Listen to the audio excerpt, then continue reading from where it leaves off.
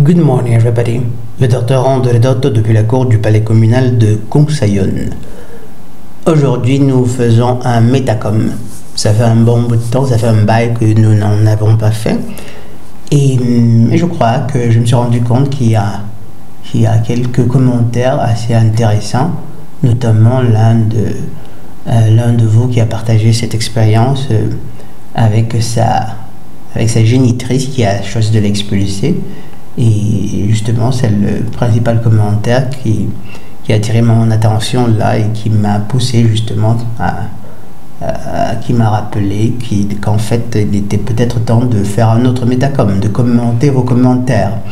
Bien, on va commencer par, peut-être, je crois, c'est probablement le plus ancien, d'il y a 2 mois, Flolat. Salut Flolat, c'est un résident que je reconnais, ce nom d'utilisateur m'est familier. La vérité, merci. Cessez d'aduler les femmes, évidemment. Ça, chacun de nous doit le savoir, et pas seulement le savoir de façon superficielle comme ça, mais le tenir toujours présent à l'esprit. Ensuite, toujours Flolat, merci, de rien Flolat, merci beaucoup, de rien. Merci beaucoup, de rien. De rien Flolat. Tout le plaisir est pour moi. Vidéo Malcolm X, vidéo très pertinente en profondeur, merci messieurs, de rien. Quand t'es riche, t'es forcément beau pour les femmes. Absolument. Évidemment, ça ne veut pas dire que...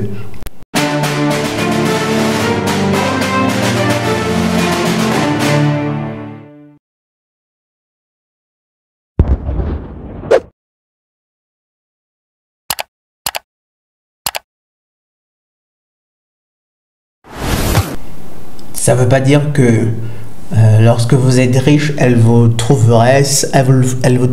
sincèrement beau ou bien simplement magnifique. Vous devenez tout à coup un Brad Pitt ou un Denzel Washington. Non, évidemment, c'est surtout de la manipulation. Elles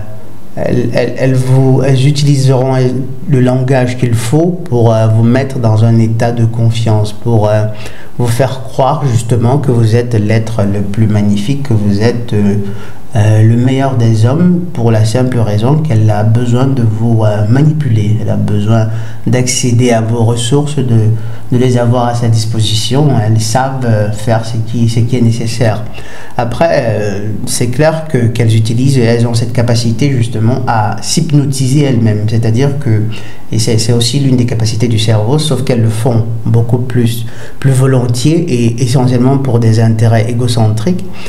Et justement, lorsque vous êtes le pigeon idéal pour elles, elles seraient capables justement de convaincre leur propre cerveau du fait que vous soyez particulièrement attrayant, que peut-être à la limite, on va dire même votre asymétrie ou bien votre laideur soit quelque chose qui est un petit je ne sais quoi d'attrayant ou de plaisant, qui soit à même d'alimenter un certain degré d'affection dont elle pourra faire preuve, le temps bien entendu de vous déplumer comme il se doit. Mais évidemment, il ne faut surtout pas que ceux qui m'écoutent, que vous pensiez peut-être qu'il y aurait quelque chose qu'il y aurait quelque tard, ou bien que le fait de ne pas être attrayant, le fait d'être laid, soit un défaut. En réalité, ça n'a rien à voir avec votre moralité. Vous pouvez être quelqu'un de très asymétrique, de pas du tout beau, mais être d'une très grande moralité, ce qui est la chose la plus importante en réalité. Donc quelque part, et là à propos de l'aspect physique, je crois qu'il est aussi important de souligner le fait que très souvent les hommes disons les hommes laids, disons les choses comme elles sont, tendent à croire que c'est une malédiction en réalité, surtout compte tenu de la société dans laquelle on vit, où c'est l'hédonisme qui est promu, ce sont les stars que l'on promeut, non pas pour leur qualité morale, mais simplement pour leur aspect physique ou bien pour leur richesse, pour le luxe qu'ils vivent et tout. En général, les personnes pas belles souffrent beaucoup, en particulier les hommes. Les gynophores, elles, ont cette capacité justement de s'auto-hypnotiser, de se bercer d'illusions, au point où vous en verrez de vraiment moches, c'est-à-dire 2 sur 10, qui trouvent qu'elles sont des 9 sur 10. Et qui se comportent conséquemment, qui se comportent justement comme des gynophores qui seraient des 9 sur 10. Elles s'attendent, elles veulent être adulées de la même façon. Bref, les androphores, eux, ils souffrent beaucoup, les androphores pas beaux, bien les androphores asymétriques, ils en souffrent beaucoup plus. Déjà que ceux qui sont même beaux, ne font pas l'exception quand il s'agit de manipulation gynophorique, de manipulation des femmes, à plus forte raison les pas beaux. Donc seulement il faut que vous appreniez à changer de perspective. Ne voyez pas la chose comme une malédiction. En réalité, c'est ce qu'on appelle en anglais a blessing in disguise, une bénédiction sous un autre jour en réalité. Donc vous devez comprendre que le fait que vous ne soyez pas attrayant, le fait que vous ne soyez pas particulièrement beau, tiendra beaucoup de gynophores en respect, loin de vous. Vous avez certainement vos besoins et vous percevez la chose comme quelque chose de profondément injuste, mais en réalité, ça vous donne le temps, si vous savez, si vous savez sublimer, si vous savez vous travailler à votre spiritualité, vous verrez qu'en réalité, c'est une bénédiction sous un autre jour. Parce que les ayant loin de vous, vous avez plus de temps à vous consacrer, à votre travail, à votre vision, à vos projets de vie, et donc plus de temps pour pouvoir avoir beaucoup de fric, à travailler justement à l'acquisition de beaucoup de blé. Et une fois que vous avez acquis le blé, une fois que vous avez acquis l'oseille, vous comprenez bien que la plupart des gynophores sont à vos pieds. Donc au final, ce n'est pas nécessairement une malédiction. Et évidemment, dans cette quête, dans ce travail sur vous-même, il importe d'éviter de se focaliser essentiellement sur l'acquisition ou exclusivement sur l'acquisition de l'oseille. Parce que lorsque vous vous concentrez essentiellement sur l'acquisition de fric, vous oubliez qu'en fait, il y a aussi un travail à faire sur sa moralité. Il importe d'apprendre aussi, et c'est un devoir qui incombe à tous les esprits incarnés en tout moment. Il y a la nécessité, il importe de travailler sur sa moralité, il importe d'apprendre à être une meilleure personne essentiellement d'un point de vue moral. Donc lorsque vous travaillez lorsque vous vous focalisez sur vous-même, l'aspect financier évidemment est très important, seulement il ne doit pas être exclusif. Vous devez vous améliorer, je le dis toujours, physiquement, psychologiquement, financièrement, mais psychologiquement aussi. Psychologiquement, qui ne signifie pas seulement être plus fort, être plus résilient, mais aussi être de meilleures personnes. Être des personnes qui recherchent vraiment le Créateur, qui recherchent vraiment cette sainteté dont parlent les Saintes Écritures lorsqu'elles nous exhortent justement à vivre des vies saintes. Ce qui, bien entendu, n'est pas évident, mais qui est d'autant plus simple lorsque vous vous trouvez à devoir vivre loin des gynophores. Donc ne voyez pas nécessairement, il faut que vous compreniez que vous n'avez pas à souffrir, vous n'avez pas à vous infliger des souffrances morales, vous n'avez pas à vous lamenter sur votre sort, à passer le temps à vous vautrer dans une sorte de tristesse du fait de ce qu'on pourrait percevoir comme une injustice cosmique, ce qui n'est pas nécessairement le cas, et pour plutôt comprendre qu'en réalité, il est même possible que dans une certaine mesure, la chose soit une sorte d'aubaine, parce que très souvent, très rarement, les belles personnes consentent à produire autant, à se donner beaucoup d'efforts pour travailler à leur moralité, pour travailler à leur être profond, pour s'améliorer en tant qu'être humain, parce qu'elles ont, on leur répète à longueur de journée combien elles sont magnifiques, combien elles sont fabuleuses, et que sais-je encore. Du coup, il n'y a pas une réelle urgence de s'améliorer d'un point de vue spirituel. Il n'y a pas vraiment cette urgence-là. Elles ont déjà, et c'est notamment ce que vous voyez chez la plupart des gynophores, particulièrement aujourd'hui. Lorsqu'elles entrent dans une relation, elles n'apportent littéralement rien. Littéralement rien. Toute leur vie, elles n'ont jamais songé à développer ces connaissances, ces compétences qui pourraient faire d'elles justement de bonnes épouses ou de bonnes compagnes, tout simplement. Et elles ne le font pas. Pourquoi? Parce qu'elles croient que leur corps, ce qu'elles apportent déjà, c'est parfaitement suffisant.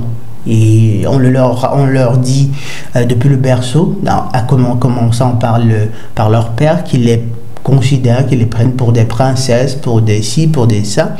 Et après, les androphores qui la désirent, qui vont la mettre sur un piédestal, d'où elle, se considérant comme une déesse, elle ne trouvera vraiment pas, elle n'aura aucune perception de l'urgence justement de s'améliorer comme personne.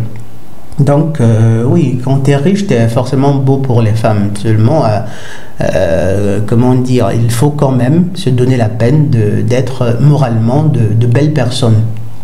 Peu importe ce que vous êtes physiquement, peu importe où vous vous trouvez, l'accent doit aussi être mis sur l'urgence, sur la nécessité, sur l'importance d'être de belles personnes d'un point de vue moral. Et ce d'autant plus qu'en réalité, c'est parfaitement possible. Vous ne pourrez peut-être pas, aujourd'hui avec la chirurgie esthétique, beaucoup réussissent à s'offrir une telle superficialité de luxe, mais ce n'est pas toujours dit. Et puis de toute façon, ça reste toujours quelque chose d'éphémère. Mais justement, vous aurez beaucoup de la peine à changer drastiquement votre aspect physique, mais votre essence profonde, votre moi illique, votre moralité, vous avez la possibilité de l'améliorer, de la changer drastiquement vers le bien, vers quelque chose de plus beau, de plus harmonieux, de plus en résonance avec le Créateur bienveillant qui a fait toutes ces choses belles. Ensuite, nous avons Gainsbourg, et en est la preuve, il a les plus belles. Là, j'ignore à quoi prénom se réfère. Il s'est juste fait pigeonner. Ah oui, là, c'est sous la vidéo de monsieur Emmanuel Eboué, un abruti, on ne va pas revenir dessus. En vrai, très peu de féminisme, mais beaucoup de laiderons. Oui, ça aussi, c'est très intéressant. Le fait que les féministes les plus acharnés, les plus féroces, lorsque vous y prêtez attention, vous verrez que très souvent, ce sont des laiderons. C'est-à-dire de ces gynophores qui visiblement n'ont pas eu la chance d'avoir toute l'attention qu'elles auraient voulu avoir des androphores. Du coup, jalouses, mues par une certaine envie à l'égard des autres gynophores qui par contre elles obtiennent pratiquement tout, mues par cette jalousie-là et aussi par une haine des androphores qui ne leur ont pas donné toute l'attention qu'elles auraient voulu avoir. Elles développent littéralement une profonde haine qui va les amener, étant dans certains cas des personnes intelligentes, elles vont mettre justement toute cette énergie pour essayer de saboter tant les androphores que les gynophores. Et si vous faites un petit tour, vous verrez que la plupart de ces féministes de renom qui ont eu beaucoup d'influence dans les sociétés, sur le monde, sur la perception que nous avons aujourd'hui des relations hommes et femmes, la plupart d'entre elles, ce sont, comment dire, au bas mot, elles sont disons, pas belles, au bas mot, littéralement des laiderons, et du coup elles sont mues par une profonde haine. Difficilement verrez-vous une gynophore particulièrement jolie qui qui prône justement, qui fasse beaucoup de bruit en faveur du féminisme. Elles se contenteront de naviguer des ondes justement de revendication, de réclamation ici et ça, c'est-à-dire de bénéficier des effets du féminisme, mais difficilement les verrez-vous justement porter à l'étendard du féminisme tout fièrement, parce qu'elles savent que ce serait contre-productif. Elles savent qu'en réalité, elles manipulent mieux les androphores en évitant justement de s'affilier de façon officielle, de façon explicite à cette idéologie qui est foncièrement délétère. Elles se contenteront de vous plumer, de vous déplumer, et de vous utiliser, de vous manipuler, tout simplement. Quoiqu'adhérant évidemment à l'idéologie féministe. Nous savons parfaitement que même si elles ne le disent pas, aujourd'hui, elles sont presque toutes féministes. Ou tout au moins, elles souffrent toutes du syndrome ou du complexe d'Astarté. Ensuite, nous avons un commentaire d'Acrobot, ça semble être un robot. But the dog love us regardless of how much we earn. We should beg dogs, not women. Les chiens nous aiment indépendamment de ce que nous gagnons. Nous devrions supplier les chiens et pas les gynophores. Dans une certaine mesure, oui. De toute façon, on ne doit jamais supplier en réalité personne, certainement pas les gynophores. Nous avons aujourd'hui une perception complètement erronée de nos valeurs. Beaucoup d'androphores ne sont pas conscients de leur valeur intrinsèque. Et je dis en général que dans la relation, ce sont eux qui sont la personne, dans une certaine mesure, qui reçoit beaucoup. Que le fait qu'elle ait consenti à être avec vous, vous devriez vous sentir privilégié, vous avez gagné un gros lot. Non, en réalité, c'est exactement le contraire. Et évidemment, il en est ainsi, non seulement à cause du lavage de cerveau que nous avons subi, mais aussi à cause d'un élément essentiel de notre constitution biologique. Notre testostérone, c'est cette hormone justement qui, dans une grande mesure, fait de nous des esclaves, les esclaves des gynophores. Et ce, d'autant plus que malheureusement, la plupart des androphores, en grandissant, ne sont pas initiés justement à l'apprentissage, ne sont pas initiés à la maîtrise de soi. On ne leur apprend pas, on ne leur dit pas ô combien il serait capital d'apprendre à se maîtriser, d'exercer un contrôle sur la chair, ce qui est parfaitement possible, absolument, s'il est possible de le faire, d'apprendre à le faire, même tard dans la vie. Vous imaginez bien que pour ceux qui réussissent, des androphores ou une génération d'androphores qui auraient la chance de commencer à apprendre, d'avoir à disposition ces connaissances et qui auraient la chance justement d'apprendre à s'exercer, à maîtriser leur corps assez tôt, vous comprendrez bien qu'ils finiraient par devenir ce qu'on appellerait presque des dieux sur terre, quoi. Ils auraient une maîtrise parfaite de leur enveloppe charnelle et la chose ne serait que d'autant plus bénéfique pour eux-mêmes et pour la société en général. Sauf que ça ne profiterait pas au plan du Seigneur ténébreux, les plans pour lesquels les principaux agents sont les gynophores. Ensuite, nous avons « Je suis une IA ». Je ne sais pas si c'est vraiment le cas, de toute façon. Il dit « Ça, faut le savoir, hein ?» Bien sûr qu'il faut le savoir. Ensuite, passer à 150% TTC, une abréviation, j'ignore ce que ça signifie, on va chercher plus tard. Toujours de fortes analyses orales, oui. En général, bonsoir à tous, bonsoir Passia, sage propos, merci. Perle de sagesse, merci. Compte utilisateur, lorsqu'elles parlent, c'est tout simplement qu'elles ont besoin d'une éponge émotionnelle. C'est d'ailleurs comme un état épisodique chez elles. Mais oui, en général, vous savez combien elles sont ennuyeuses. Boring, les gynophores en général sont vraiment ennuyeuses. Elles parlent essentiellement simplement pour se sentir plus légère. Elles ont besoin d'une éponge émotionnelle, comme le dit compte utilisateur. Ensuite, Walbager, une rancune, il s'agit tout simplement d'une réalité, comme tu le dis. Aujourd'hui, peu d'hommes font attention et subissent les conséquences. Aujourd'hui, peu d'hommes font attention et subissent les conséquences. Tout à fait. Tout à fait. Ne soyez pas de ceux qui subissent les conséquences ou qui subissent de cette façon de plein fouet la perfidie féminine. Et vous avez, comme je le dis très souvent, vous avez intérêt à vous mettre à l'abri.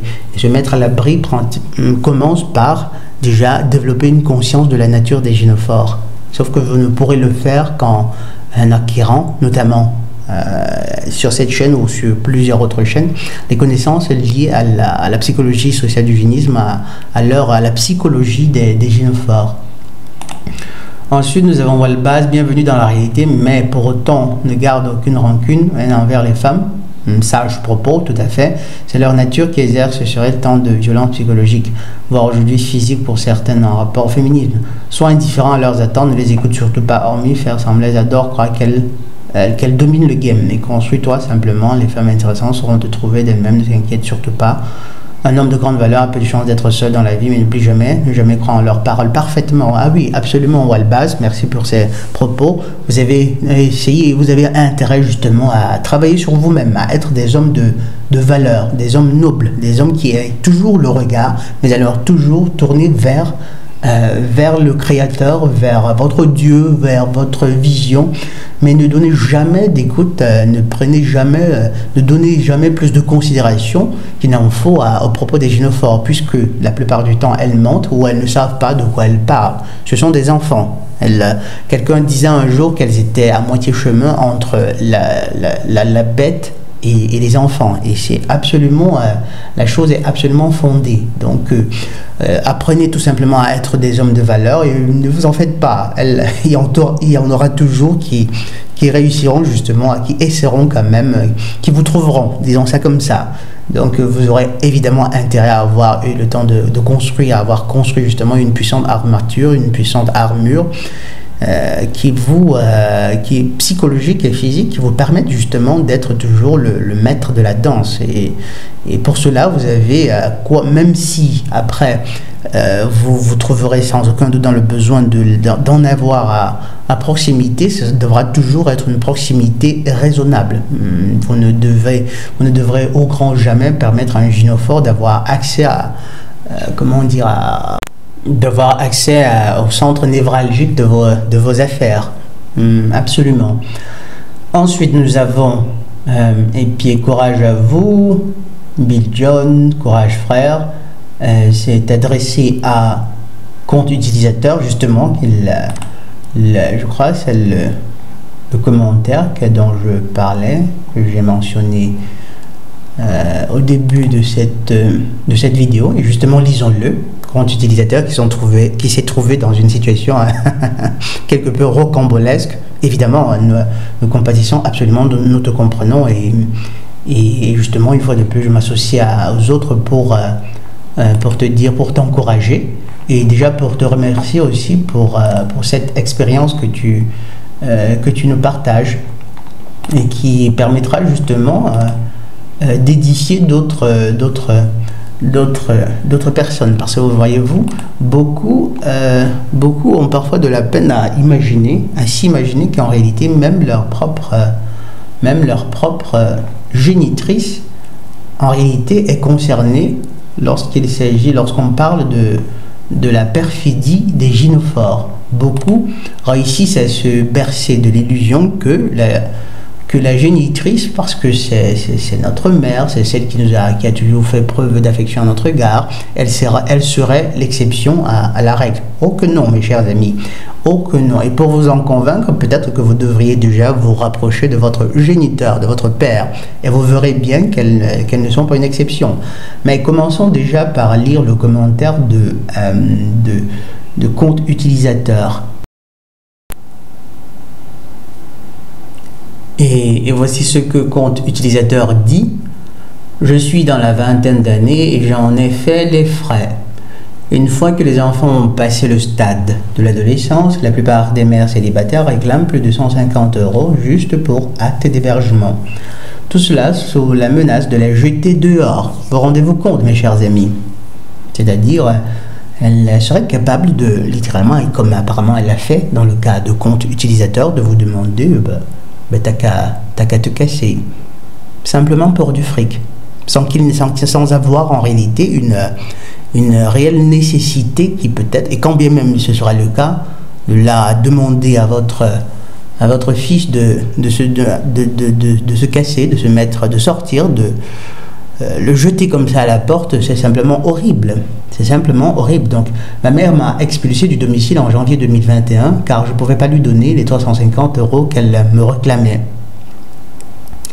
Malgré le fait que je lui ai dit, le fait que je lui disais qu'il était difficile pour moi de trouver un emploi à cause de la crise sanitaire, elle refusait de me croire. Aujourd'hui, je m'en suis tiré d'affaire, j'habite chez moi et c'est mieux ainsi. Ben, déjà, big up à toi, compte utilisateur, et une fois de plus, merci de partager cette expérience.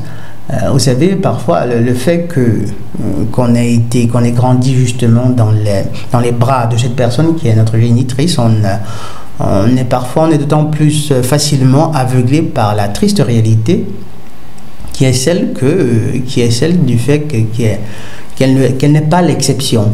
C'est une gynophore, elle a fait preuve dans sa vie, elle l'est tout autant perfide que toutes les autres en réalité. Dire qu'il est autant vrai qu'elle est perfide comme il est vrai de dire qu'elle a un utérus est une réalité difficile à admettre, mais qu'il faut quand même confronter. Je crois que c'est un exercice qui pourrait s'avérer très très utile pour beaucoup d'androphores parce qu'il s'agirait justement d'affronter une puissante douleur en réalité lorsque vous choisissez, vous décidez d'ouvrir les yeux au fait que cette personne que vous chérissez tant soit tout autant capable du pire. C'est une chose très douloureuse. Évidemment, ça ne devrait pas être un prétexte pour la martyriser ou bien pour s'en prendre à elle. Absolument pas. À la limite, pour faire preuve de froideur et d'indifférence, sans toutefois la priver d'une dose suffisante ou raisonnable d'affection du fait du statut qu'elle a dans vos vies. Absolument. Là, vous en voyez une qui a été capable de mettre son propre enfant, c'est-à-dire que peu importe, sans se poser la question, parce que parfois vous pouvez être tenté de le faire peut-être parce que dans le cas où votre fils se comporterait, disons littéralement de façon délétère, s'il avait un comportement destructeur, non seulement pour lui mais aussi pour les autres autour de vous, mais même dans ces cas-là, un parent responsable se demande quand même. Imaginez un instant que je le mette à la porte, et que le lendemain on venait m'annoncer qu'il a été percuté par un camion ou alors qu'il s'est trouvé dans un cercle vicieux, qu'il s'est trouvé dans de mauvaises compagnies et que dans quelques cercles de drogués, il a fini par être assassiné. Un androphore se poserait cette question, se dirait est-ce que ça vaut vraiment la peine de faire courir de tels risques à ma descendance, à ma progéniture, simplement parce qu'il n'a pas la volonté, disons, de trouver du boulot. Si tant est que c'est par manque de volonté qu'il ne trouve pas de boulot.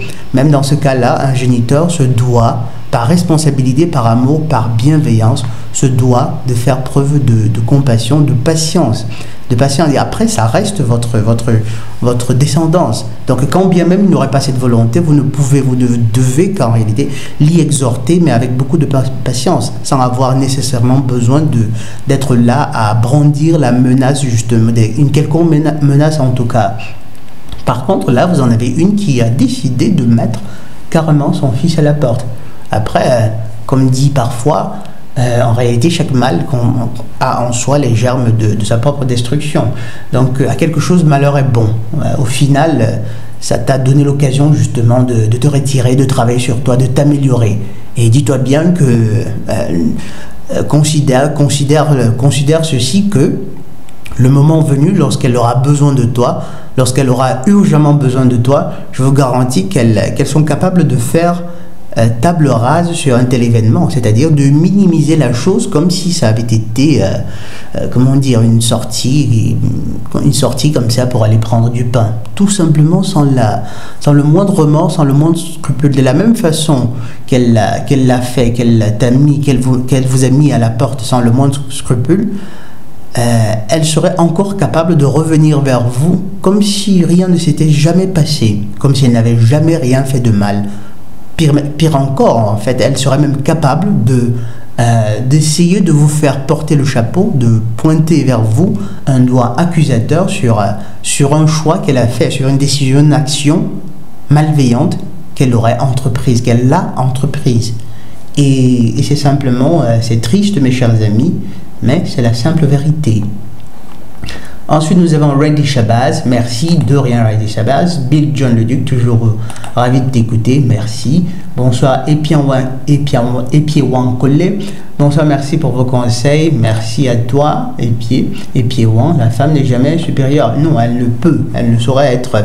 Prétendre qu'elle serait supérieure, ce serait comme prétendre que des enfants seraient supérieurs à leur géniteur. Ça n'a pas de sens en réalité. Même si enfant, évidemment, elle ne le déclare jamais explicitement. Elle recherche en réalité cette supériorité statutaire, sociale sur les androphores. Et malheureusement, en réalité, si une telle quête de la part des gynophores était motivée par de bonnes raisons, par un amour vrai, par un désir vrai de créer une société meilleure, on ne leur en tiendrait pas pour autant rigueur. On dirait, ben d'accord, si c'est pour le bien de tout le monde, ben faites donc. Seulement, elles le font pour des raisons purement égocentriques, pour des raisons qui, lorsque vous grattez la surface, pour des raisons qui sont littéralement diaboliques.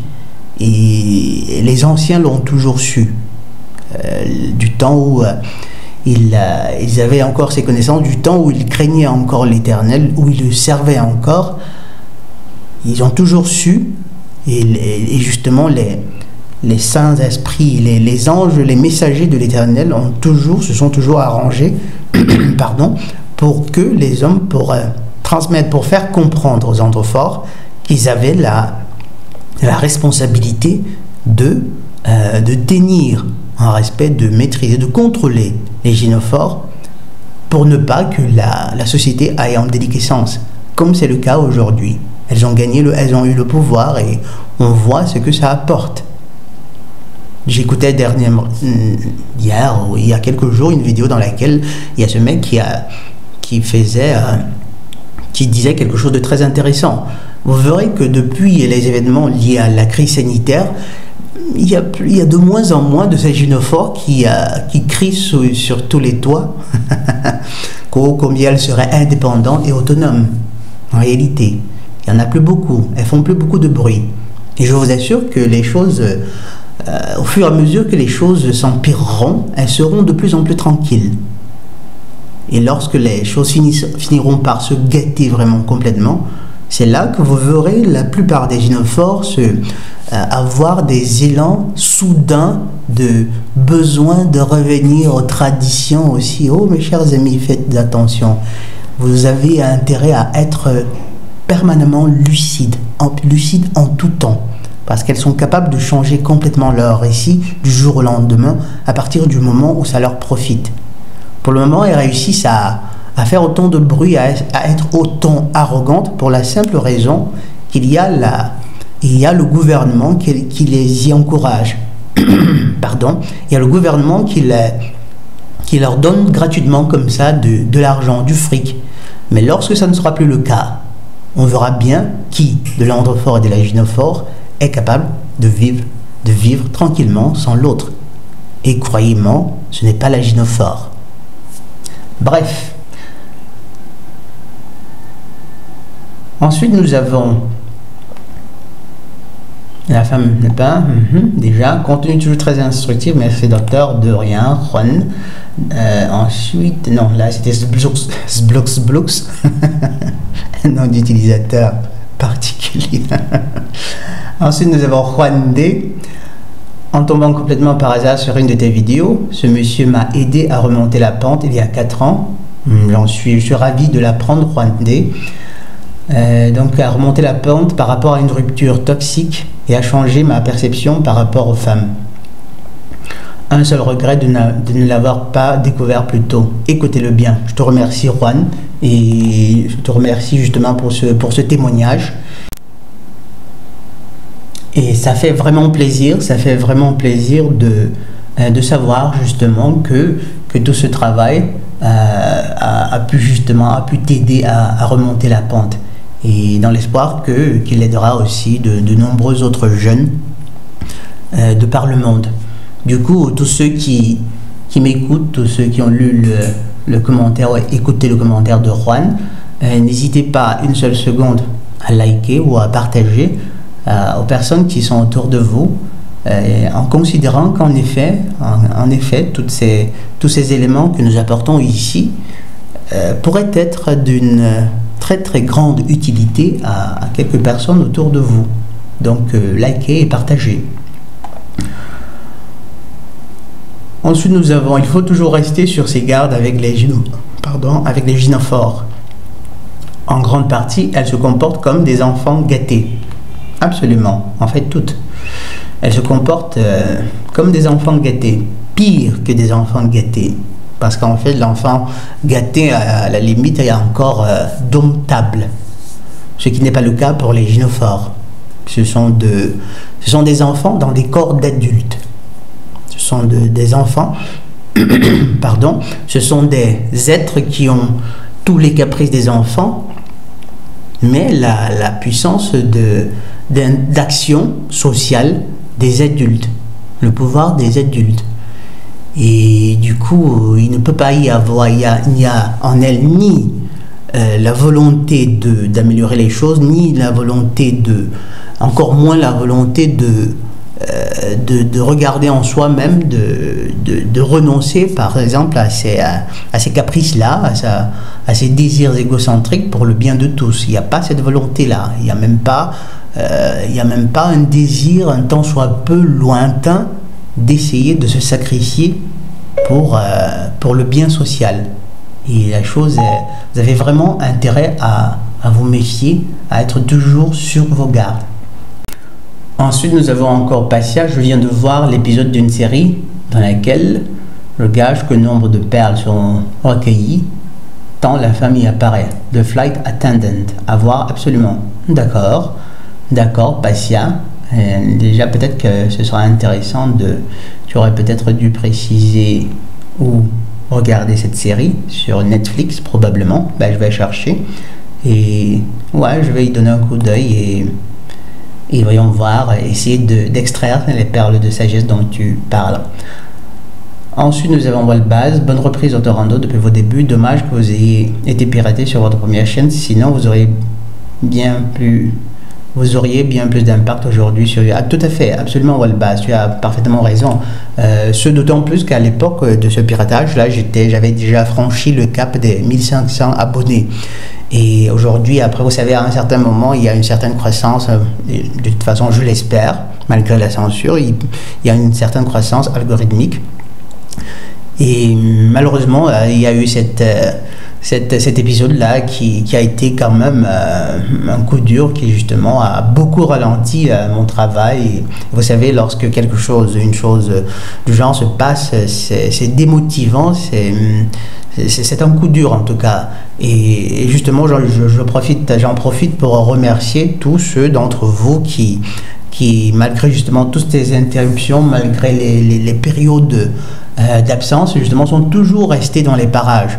En particulier Don Jorge, évidemment, Don Jorge, je te remercie du fond du cœur, Don Jorge, ainsi que Plus de vie pour le juste, et tous ceux justement qui ont toujours été là et dont je ne me souviens pas là, comme ça sur le moment.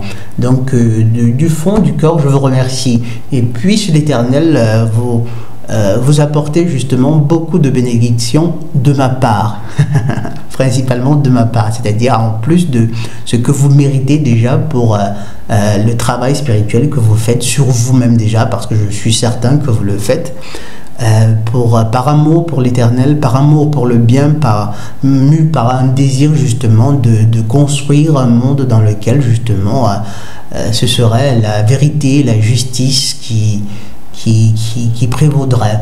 Donc je vous remercie pour votre loyauté, pour votre fidélité et pour votre soutien. Enfin, nous avons Fritz Müller, probablement de l'Allemagne. Guten Tag, Fritz Müller. Évidemment, je rigole. Il n'est pas dit que Fritz Müller soit un Allemand, en tout cas tant le prénom que le nom de famille, tous les deux sont typiquement allemands. Et donc le titre de de la mélodie, c'est In Iris de Juan Hernandez, je crois bien. De toute façon, avec le titre, déjà c'est suffisant pour retrouver la mélodie. Et voilà, c'était là le dernier commentaire. Et nous avons fait là un Metacom, je crois, ce sera au moins 40 minutes. Bref, je vous remercie d'avoir pris le temps d'écouter ce podcast. Rappelez-vous toujours, soit nous souffrons pour nous perfectionner, soit nous souffrons de nos imperfections. Le docteur Rando Ridotto depuis la cour du palais communal de Conseillon. Sawabona et la paix de Ya.